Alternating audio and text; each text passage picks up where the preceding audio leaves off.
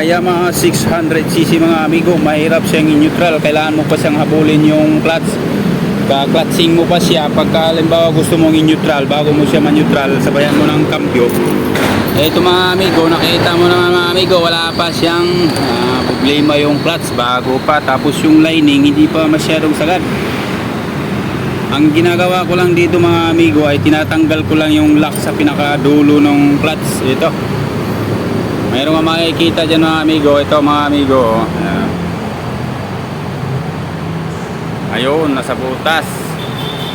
Sinusundot lang yan mga amigo para matanggal yung clutch disc bago para mag-play na siya at hindi na siya mahirap sa pag-neutral. Ito mga amigo pala, ito lang yung tinatanggal ko, tapos babalik ko na lahat yung mga parts dyan para smooth na siya in neutral. Mamaya subukan ko mga amigo para makita nyo kung talagang epektibo yung ginagawa ko. Isa pang palatandaan dito mga amigo, pag nagpalit kayo ng clutch ay pansinin mo yung pinakamalaking guhit mga amigo, di ba? Ito medyo pino, tapos ito naman mga amigo medyo makapal. Kung i-compare mo siya dito mga amigo, mas makapal yung nasa ilalim kaysa dito. Ngayon yung pinakamakapal, yun yung pinakapanghuli. Yan. Tapos yung disc, ngayon yung pinaka-lining, ang pinakapalatandaan dito, makapal yung pinakaguhit niya sa lining, samantala ito manipis, ito makapal.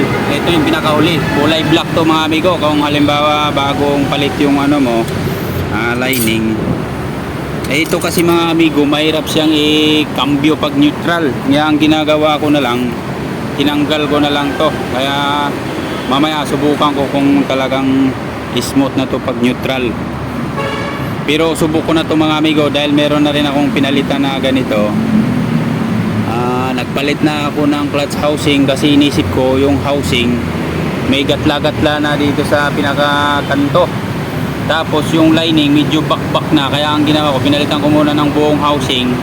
Hindi pa rin nawala, medyo mahirap pa rin siya in neutral. Kaya ang nangyari, ginawa ko, tinanggal ko na lang yung alambre, tapos binalik ko na yung mga lahat ng parts dito sa bandang clutch.